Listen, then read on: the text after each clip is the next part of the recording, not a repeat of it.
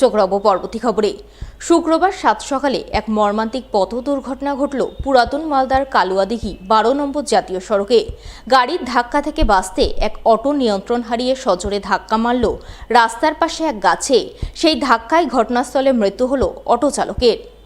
জানা গেছে, মৃত অটো চালকের নাম বুধু মণ্ডল, বয়স 45 বছর, বাড়ি পুরাতন মালদা পৌরসভার 2 নম্বর ওয়ার্ডের নবাবগঞ্জ জোড়াকালী স্থান এলাকায়। এদিন সাত সকালে তিনি যাত্রী বোঝাই অটো নিয়ে 8 মাইলে যান। সেখানে যাত্রী নামিয়ে তিনি খালি অটো নিয়ে ফিরছিলেন।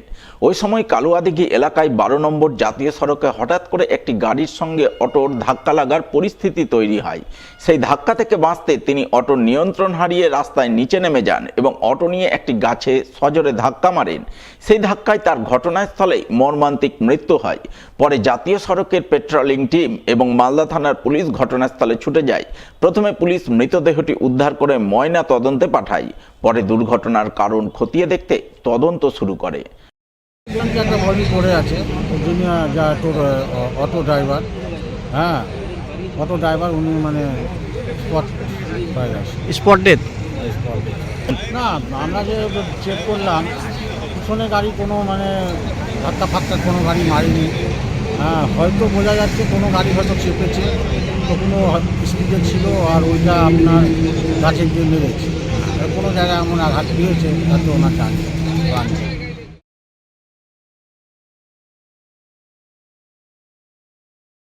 ফের ভিন রাজ্যে মালদার পরিযায়ী শ্রমিকের মৃত্যু। পথ দুর্ঘটনায় মালদায় এক পরিযায়ী শ্রমিকের মৃত্যুতে শুক্রবার শোকের ছায়া নেমে এলো রতুয়া 2 নম্বর ব্লকের শিপুর 1 নম্বর অঞ্চলে শিপুর বালুচর গ্রামে। জানা গেছে, মৃত পরিযায়ী শ্রমিকের নাম শফিকুল মিয়া, বয়স 40 বছর, বাড়িতে রয়েছে স্ত্রী সহ 2 নাবালক ছেলে মেয়ে।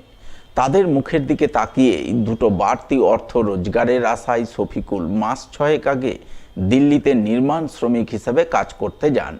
পরিবার সূত্রে খবর, গত 18 তারিখ দুপুরবেলা তিনি কাজ করে খেতে যাওয়ার সময় এক অটোর ধাক্কায় গুরুতর আহত হন।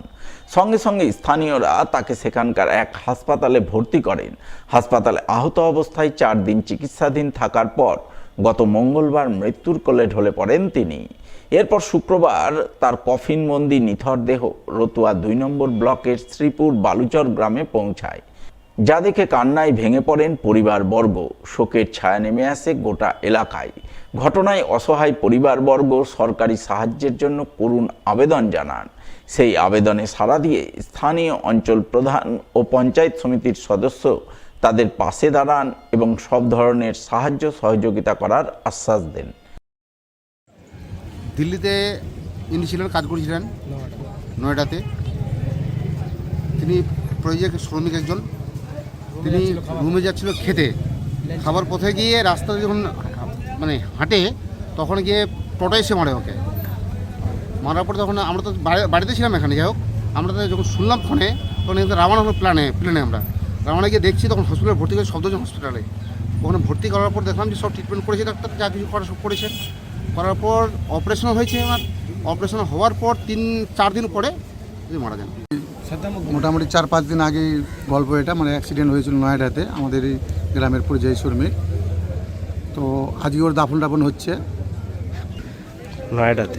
লাঞ্চ করে, লাঞ্চের জন্য খেতে যাচ্ছিল শুনলাম, যেটা টোটো পিছন থেকে এসে ধাক্কা মেরেছে। আচ্ছা, দিয়ে হসপিটালে ভর্তি করেছিল, ওখান থেকে ট্রান্সফার করে 4-5 দিন পরে মারা গেছে। এই আমরা ভিডিওর সাথে কথা বলেছি, পরিযায়ী শ্রমিক আছে কিনা ওর ফ্যামিলিকে জানতে হবে, এটা জানতে হবে। না থাকলে ভিডিওতে আলোচনা করেছি, পরিযায়ী শ্রমিকের ব্যাপারটা আছে। আর এককালীন যে 2 লক্ষ টাকা পাওয়া যায় সেটা আমরা ব্যবস্থা করব। আমাদের আরও বিডিও সাহেব আছে, প্রধান সাহেব আছে, সবার সাথে আলোচনা করে 2 লক্ষ টাকা যেন পাই। আর সময়ব্যতীটাও যেন চেষ্টা করবো যেন 40,000 টাকাটা পাইয়ে দেওয়ার ব্যবস্থা করতে পারি আমরা।